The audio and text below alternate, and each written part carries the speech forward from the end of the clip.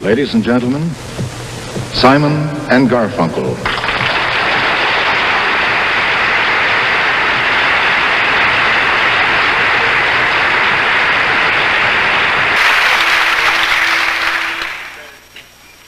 В середине 60-х фолк-традиция была на подъеме, несмотря на быстрый взлет рок-групп вроде Beatles и Rolling Stones.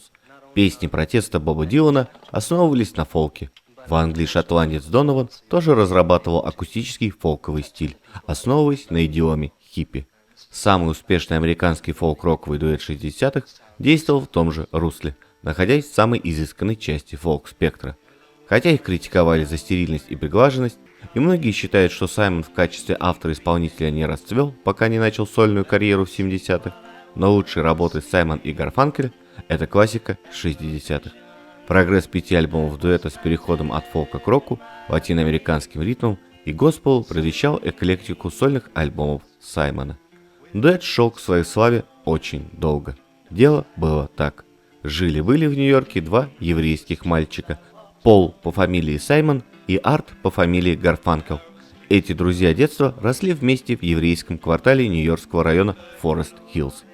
Саймон встретился с Гарфанкелем, когда обоим было по 11 лет. Арт был популярен среди девчонок, потому что умел красиво петь. Оба играли в школьной постановке «Алиса в стране чудес», пели на школьных танцах, слушали блюзовые пластинки и мечтали быть как Элвис Пресли. Первая песня, которую они сочинили вместе, называлась «The Girl for Me». Отец Пола Саймона записал на бумажке текст и аккорды. Сегодня манускрипт первой песни Саймона и Гарфанкеля, официально защищенный авторскими правами, хранится в библиотеке Конгресса США. The girl for me is standing there. That's the one, flowers in her hair.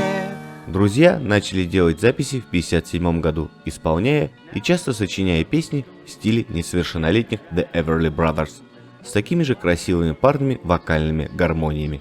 Их первый сингл «Hey Schoolgirl», выпущенный под названием «Том и Джерри», даже попал в 50 лучших синглов, неплохо для 16-летних подростков. Но затем фортуна отвернулась от них. Следующие пластинки провалились, и парни вернулись к учебе, кто в университете, кто в колледже. Однако Саймон не бросил творчество. Правда, под влиянием фолк-сингеров оно разительно изменилось. Вместо незатейливых рок-н-роллов Пол стал писать песни с глубоким смыслом. Он считал, что именно сочетание яркой мелодии с интересным текстом производит на слушателя самое сильное впечатление. Hey, schoolgirl in the second row. The teacher's looking over, so I gotta whisper way down low. В 1963 году старые друзья снова встретились в Нью-Йорке. Теперь они образовали фолк-дуэт. Подписав контракт с Columbia Records, они в 1964 году записали акустический дебют Wednesday Morning 3 AM, уже как Саймон и Гарфанкел, который успеха не снискал. В результате дуэт снова распался. 24-летний Пол Саймон переехал в Англию. Это было для меня большое приключение. Я брал свою гитару, садился в поезд и ехал, куда глаза глядят. Во время ожидания поезда на севере Англии он написал свой будущий хит «Homeward Bound». Саймон объехал британские фолк-клубы. Это были крохотные театры, там даже не было сцены, только микрофон, и в одном из них всего за 1,5 часа он записал под гитару альбом The Paul Simon Songbook.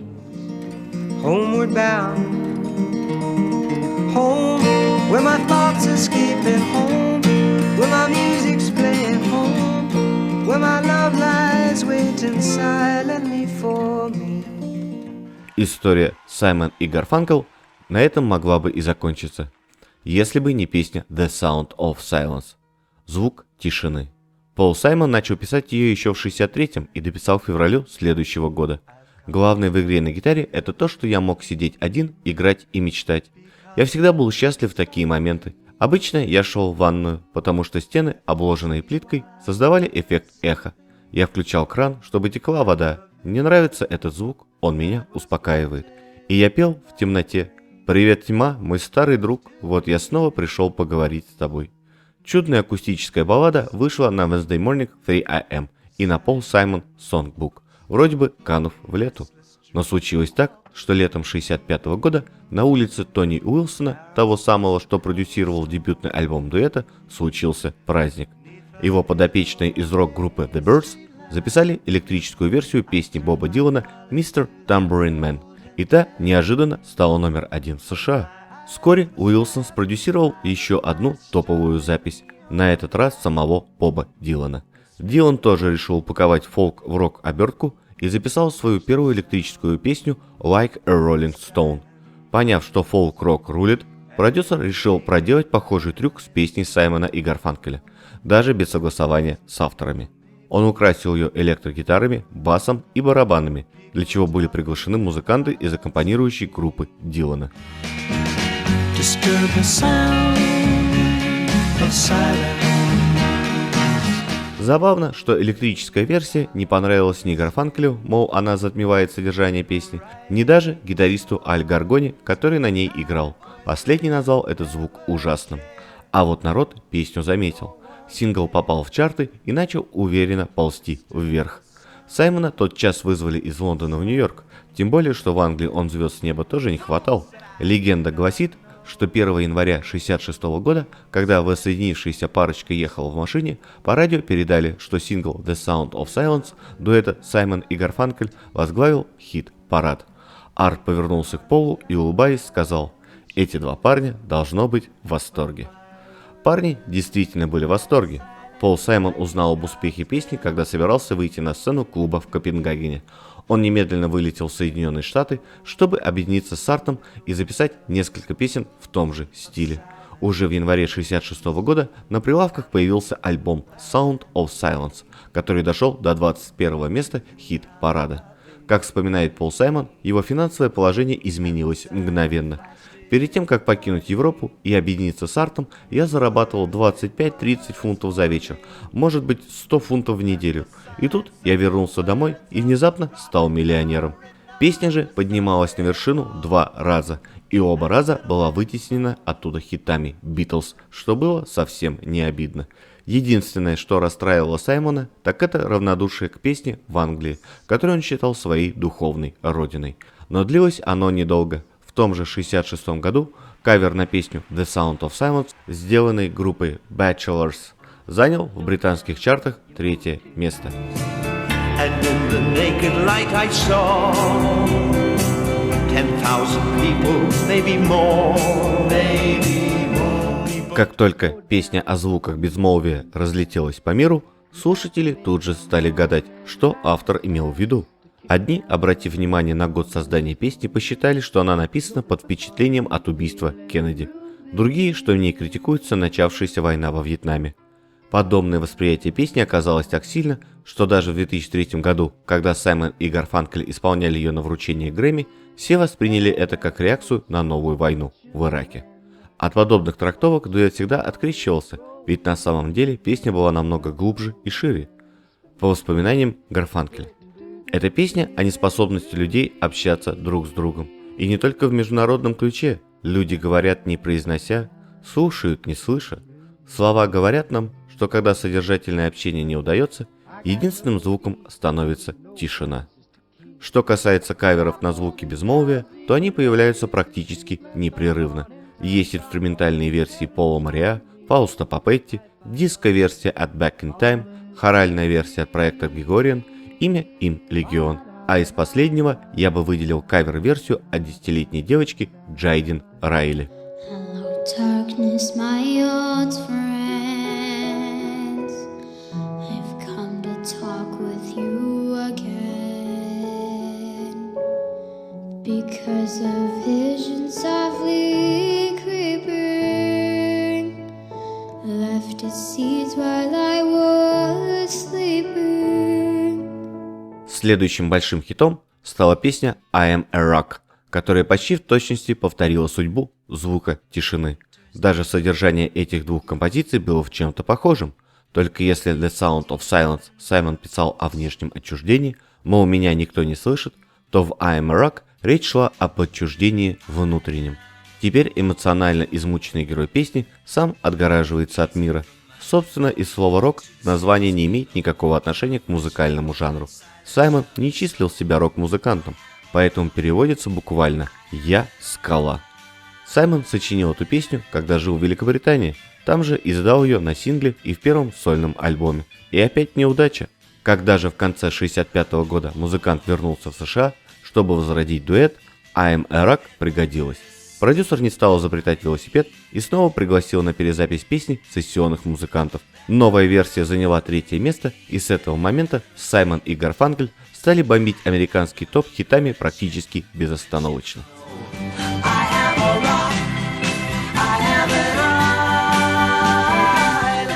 Музыка становилась все более изощренной. Пол Саймон развивал свои авторские навыки, дуэт осваивался в студии. Их исполнение было настолько чистым и утонченным, что даже не особенно вписывалось во времена психоделической эры.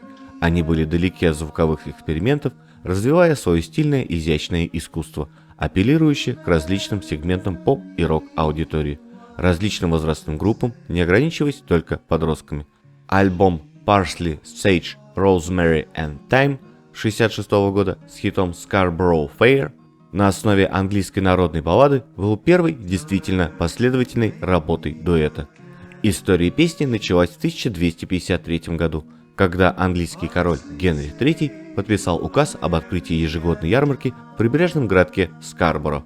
Ярмарка начиналась 15 августа и длилась 45 дней, привлекая огромные толпы народу со всей Англии.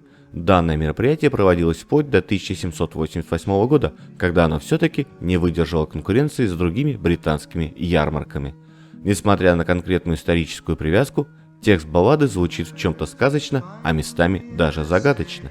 Герой просит слушателя, который отправляется на знаменитую ярмарку, найти его бывшую возлюбленную и передать ей весточку, точнее целый список заданий, выполнив которые девушка, так уж и быть, сможет к нему вернуться. Ирония заключается в том, что задания эти заведомо невыполнимые: пошить рубашку без швов, выстирать ее в сухом колодце, приобрести акр земли между морем и берегом, сжать вереск кожаным серпом и так далее и тому подобное. Кстати, существует и версия песни, где девушка обещает вернуться, но на тех же условиях и дает свой список безумных заданий. Самой же загадочной строчкой Scarborough Fair стал повторяющийся рефрен «Петрушка, шалфей, розмарин и тимьян», который в итоге и дал название альбому. Исследователи считают, что он попал в балладу из другой песни и до сих пор спорят о его значении. Одни полагают, что перечисленные кулинарные травы несут символический смысл. Петрушка может означать праздник, а также лекарство от больного сердца. Шалфей – силу и мудрость, розмарин – любовь, верность и память, а тимьян – мужество. Другие думают, что речь идет о каком-то любовном зелье. Третьи, что это слова какого-то заклинания. А четвертые, что в них вообще нет смысла, и это просто напев вроде «ла-ла-ла». И как любая народная песня, Scarborough Fair существует во множестве вариаций. С самыми же ранними аудиозаписями сегодня считаются версия Гордона Хита 1955 года и версия Уэйна Маккова 1957. Are you going to Scarborough Fair? Parsley, sage, rosemary and thyme. Remember me to one that lives there. For once she was a true love of mine. Интересно, что в 1966 году, буквально за полгода до Саймон и Гарфанкель, Scarborough Fair выпустит Мэриан Фейтфул, британская певица и подруга Мика Джаггера. Но и этой версии не суждено будет стать всемирно известной. Tell her to make me a cambric shirt, parsley, sage, rosemary and thyme. Как истинный фолк-сингер, Пол Саймон был неравнодушен к самой разнообразной народной музыке. Он не только записал песню с Гарфанкелом, но и изрядно осовременил. Причем не столько музыку, сколько текст. Первый и последний куплеты остались без изменений, а вот в остальные Саймон буквально вставил между строчек оригинала слова из своей ранней антивоенной композиции 1963 года «The Side of a Hill». Parsley, sage, rosemary and thyme. Постоянные изменения текста и мелодии – это неотъемлемое качество любого фольклора. Беда только в том, что добавив в Scarborough Fair свой текст, Саймон и Гарфанкль одновременно приписали себе все авторские права. Несмотря на это, каверов на Scarborough Fair до сих пор появляется множество, и среди них есть не только англоязычные, есть и русскоязычная версия Яны Айнсановой, которая сохранила оригинальное содержание ярмарки в Скарборо, хотя и добавила в исполнении русской распевности, и, если честно, эта версия нравится мне больше всего. На ярмарку в Скарборо едешь ли ты? Розмарин, шалфей, зверобой. Найти среди людской суеты ту, что была когда-то со мной. Кинематографисты до сих пор испытывают стойкую любовь к песням дуэта. Более того, зачастую эти песни играют в фильмах роль своеобразных маркеров эпохи 60-х годов с ее молодежными бунтами и Вьетнамской войной. Первым режиссером, обратившим пристальное внимание на творчество Саймон и Гарфанкл, стал Майк Николс. Его комедия 1967 года «Выпускник» была буквально напичкана песнями дуэта. Поначалу музыканты, как правоверные фолк-сингеры, относились к участию в саундтреках с презрением, видели в этом сплошную коммерцию и продажность. Однако сценарий «Выпускника» им понравился, и Николс стал даже уговаривать дуэт написать какую-нибудь специальную песню для фильма. Две предложенные композиции режиссера не впечатлили, и тогда Гарфанкль вспомнил об одной старенькой мелодии Саймона, которую тот уже собирался отправить в творческий утиль. По сути, это был набросок с одной лишь строчкой и рабочим названием «Миссис Рузвельт». Видимо, Саймон планировал посвятить песню жене президента Франклина Рузвельта Элеоноре. Миссис Рузвельт была известна в США не только на правах первой леди, но и как правозащитница, а в 1941-м ее даже назначили заместителем министра обороны. Что Саймон мог бы написать про эту женщину, мы так и не узнаем. Все потому, что Николс сразу понял, что миссис Рузвельт легко можно заменить на миссис Робинсон. Именно такую фамилию носила героиня «Выпускника» в исполнении Энн Бэкфорд.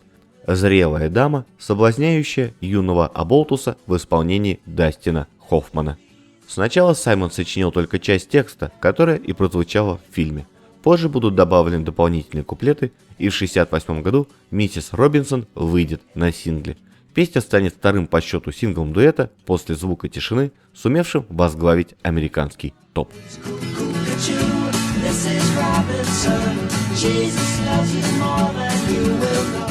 Спустя год ее перезапишет в стиле Диксиленда знаменитый Фрэнк Синатра, правда с небольшими правками. Слово «Иисус» он заменит на «Джилли», чтобы не нервничать благочестивые радиостанции, а также добавит в текст отсылку к фильму «Выпускник». А вот в оригинале, если не считать фамилии, практически нет отсылок ни к сюжету фильма, ни к любовным шашням героини, что не помешало выражению миссис Робинсон стать крылатым и обозначить женщин в возрасте, падких на молодых мужчин. The PTA, Mrs. Robinson, won't okay the way you do your thing. Ding, ding, ding.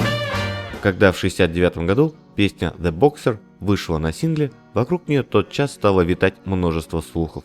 Например, что строчка «Шлюхи с 7-й авеню» подразумевает боссов из Columbia Records, а распев «Лай-лай-лай», «Ложь, ложь, ложь» адресован самому Бобу Дилану.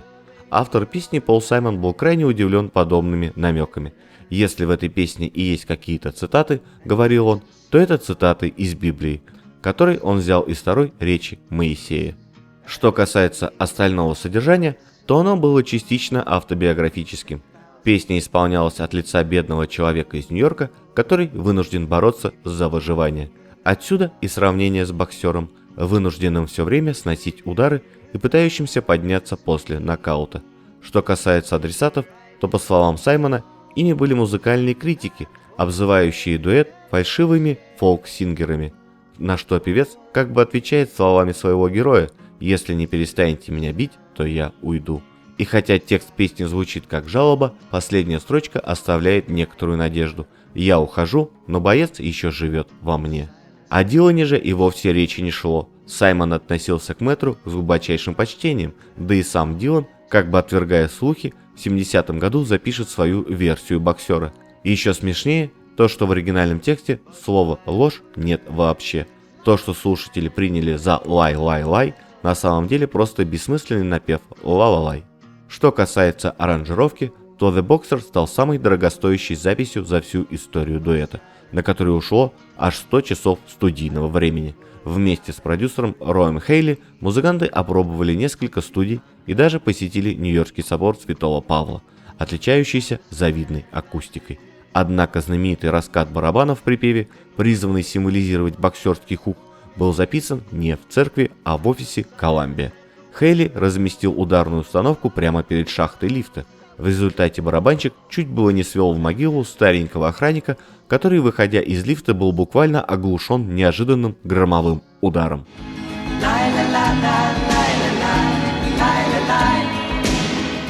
После выхода альбома Bookends в 1968 году, который состоял из ранее выпущенных синглов в сочетании с новым материалом, партнерство Саймона и Гарфанкеля начало ослабевать. Они знали друг друга большую часть своей жизни и выступали вместе уже более 10 лет. Саймон тяготился ограничениями работы с одним и тем же соавтором. Гарфанкель, который не написал практически ни одной песни, вечно чувствовал себя в тени таланта Саймона.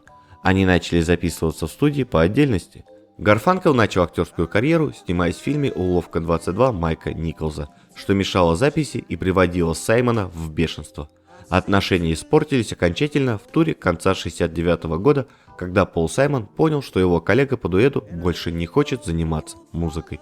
Во время записи нового альбома музыканты почти не общались.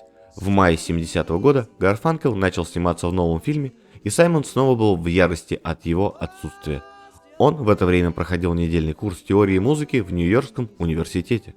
Последний студийный альбом дуэта «Bridge over Troubled Water» «Мост над бурной рекой» оказался, как ни странно, их лучшим альбомом, возглавив хит-парад на 10 недель и получив кучу наград. Заглавная песня с вокалами Гарфанкела 6 недель красовалась на первом месте, но каждый из участников прославленной группы уже шел своим путем.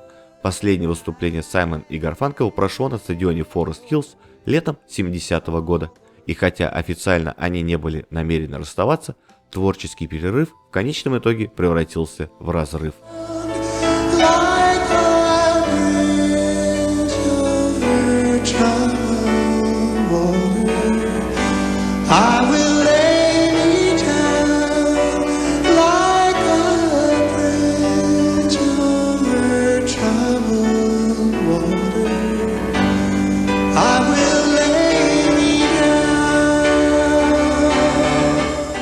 И если, прогуливаясь по городу, вы случайно натолкнетесь на латиноамериканских музыкантов в пончо и с обоймой флейт, то можно с уверенностью сказать, что вы услышите в их исполнении безумно красивую мелодию под названием «El Condor Pasa» – «Полет Кондора».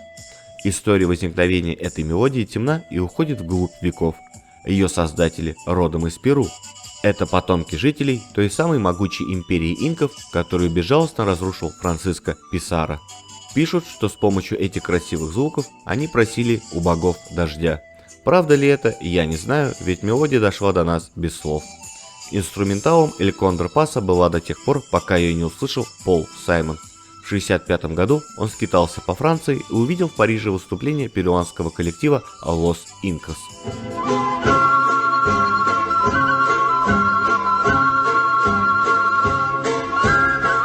Мелодия так запала в сердце Пола Саймона, что он в итоге не выдержал и написал к ней слова. Затем Пол обратился к Los Incas с просьбой использовать их фонограмму и получил официальное разрешение. Песня вошла в самый успешный альбом дуэта Bridge over Troubled Water, и хотя наибольший успех снискала одноименная композиция про мост над тревожной водой, «Полет Кондора» тоже попала в хит-парад. Однако вскоре неожиданно выяснилось, что мелодия «El Condor Pasa» далеко не совсем народная. Оказывается, впервые обработал и популяризовал эту мелодию земляк инков, перуанец Даниэль Аламея Роблес. Он использовал ее еще в 1913 году для оперетты уличного театра «Мацы». Слов у нее, правда, и тогда не было. Поэтому стоило версии Саймона и Гарфанкела снискать успех, как тут же объявился сын Роблеса и заявил, что хотя, ребята, я и понимаю, что вы не знали, авторские права принадлежат моему папе. И доказал это. Но именно благодаря Саймону и Гарфанкелу мелодия попала в массы. О каверах этой песни говорить бессмысленно, их, наверное, сотни. И Россия здесь совсем не позади вагона. Сразу вспоминается инструментальная версия гитариста Виктора Зинчука.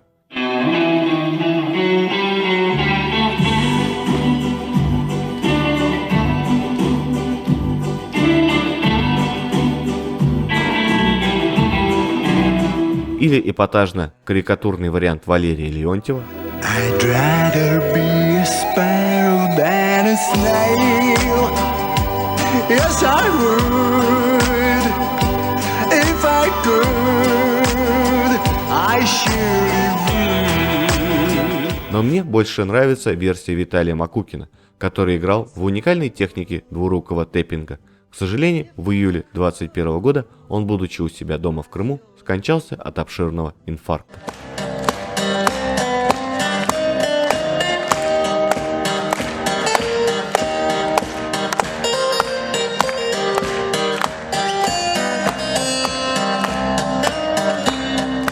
Ну а что же случилось с дуэтом Саймон и Гарфанкл? С начала 1971 года Саймон работал над своим вторым студийным альбомом, а Гарфанкл возродил свою музыкальную карьеру, записав пластинку Angel Clare в сентябре 1973. Сольные альбомы Пола Саймона принесли ему не меньший успех и дали рок-музыке много классических песен. Гарфанкл периодически играл в кино и записывался, а также всерьез занялся ходьбой на дальние расстояния. Он прошел по большей части Японии и некоторым странам Европы, а к середине 90-х годов совершил 41 долгую прогулку по США, обойдя всю страну. Саймон и Гарфанкл воссоединились в 1975-м для записи песни My Little Town. Она попала на сольный альбом обоих, периодически выступали и пели вместе. Но на новый альбом парочка ветеранов-шестидесятников так и не решилась. Река времени оказалась слишком бурной, чтобы через нее можно было бы перебросить мост.